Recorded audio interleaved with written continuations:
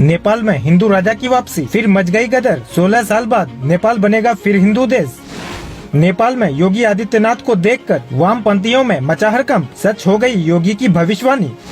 ज्ञानेंद्र शाह फिर बनेंगे नेपाल के राजा, लेकिन नेपाल में योगी की तस्वीरें क्यों लग रही है, जानते हैं आप। वामपंथियों ने नेपाल के लोगों को भड़काकर जिस राजा को हटाया था, अब नेपाल की जनता ने फिर से गदर मचा दी है। नेपाल में लग रहे हमारे राजा आ गए, महल खाली करो। नेपाल में 16 साल बाद हिंदू राजा की वापसी हुई और कट्टरपंथियों के अंदर हड़कंप मच गया। लेकिन नेपाल के राजा ज्ञानेंद्र शाह के वापसी लौटते ही योगी आदित्यनाथ की तस्वीरें और फोटो क्यों लग रही है? आखिर योगी आदित्यनाथ नेपाल में क्या कर रहे हैं, जानकर पूरी दुनिया हैरान है। 2015 में योगी आदित्यनाथ ने जो ऐलान किया था, क्या सच में अब वो सच होने जा रहा है? 16 साल पहले की बात है। नेपाल दुनिया का एक मात्र हिंदू देश हुआ करता था। 2008 तक ज्ञानेंद्र शाह नेपाल के राजा हुआ करते थे, लेकिन एक माओवादी आंदोलन और वामपंथी क्रांति के बाद भारत के इस पड़ोसी देश में सत्ता परिवर्तन हुआ और ज्ञानेंद्र शाह को सिंहासन खाली करना पड़ा। इसके बाद दुनिया का आखिरी हिंदू देश भी दुनिया से हमेशा के लिए खत्म हुआ। लेकिन कहते हैं ना, वक्त और हालात हमेशा एक जैसा नहीं रहते। 2008 में जब नेपाल को हिंदू देश से हटाया गया, उस दौरान भारत में कांग्रेस की सरकार थी,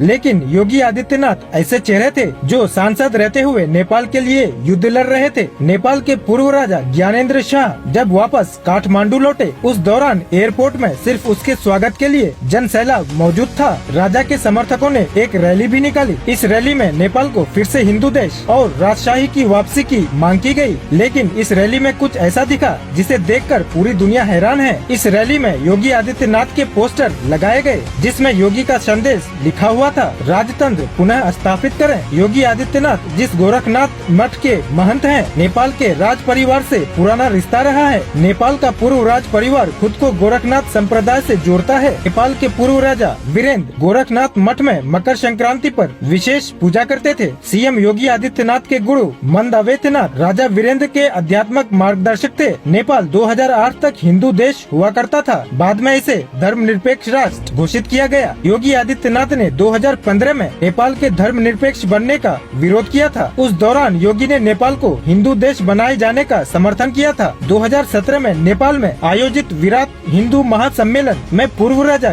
ज्ञानेंद्र शाह ने योगी आदित्यनाथ को आमंत्रित किया था। उससे पहले 2015 में नेपाल में आए भूकंप के बाद गोरखनाथ मठ में राहत कार्य में भाग लिया गया और मंदिरों के पुनर्निर्माण में योगदान दिया था। नेपाल में कई बार योगी आदित्यनाथ के समर्थकों ने हिंदू देश की मांग को लेकर प्रदर्शन भी किया है। सिर्फ नेपाल ही नहीं बल्कि भारत में भी जब हिंदू देश की बात आती है, वहाँ पर योगी आदित्यनाथ का नाम सबसे पहले आता है। नेपाल के पूर्व राजा ज्ञानेंद्र शाह और योगी आदित्यनाथ के बीच कई बार मुलाकात भी हो चुकी है। सिर्फ भारत ही नहीं बल्कि पूरी दुनिया अब योगी आदित्यनाथ को देश का अगला पीएम अभी से मानने लगी है। यही वजह है कि नेपाल में रहने वाले 80% हिंदुओं को लगने लगा है कि अगर भारत में योगी आदित्यनाथ पीएम बनते हैं तो नेपाल की किस्मत बदल सकती है। राजतंत्र भले न आए, लेकिन हिंदू देश बनाने में योगी जरूर मदद करेंगे। 2008 में कट्टरपंथी और वामपंथियों ने मिलकर साजिश रची थी, हिंदू राष्ट्र को खत्म कर दिया था। लेकिन हिंदू देश का स्टेटस हटने के बाद पिछले 16 सालों ने नेपाल के अंदर कुल 13 बार सरकार बदल चुकी है। मतलब नेता सिर्फ अपनी तिजोरियां भर रहे हैं और खुद मौज कर रहे हैं। यही वजह है कि 80% से ज्यादा हिंदू आबादी वाले नेपाल को अब ये लगता है कि अभी से ज्यादा अच्छी हालत तो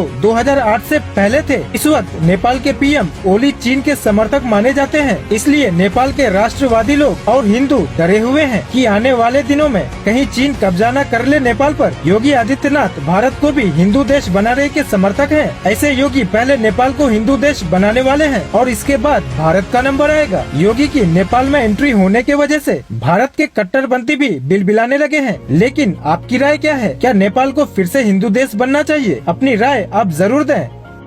ब्यूरो रिपोर्ट, ग्लोबल भारतवर्ष।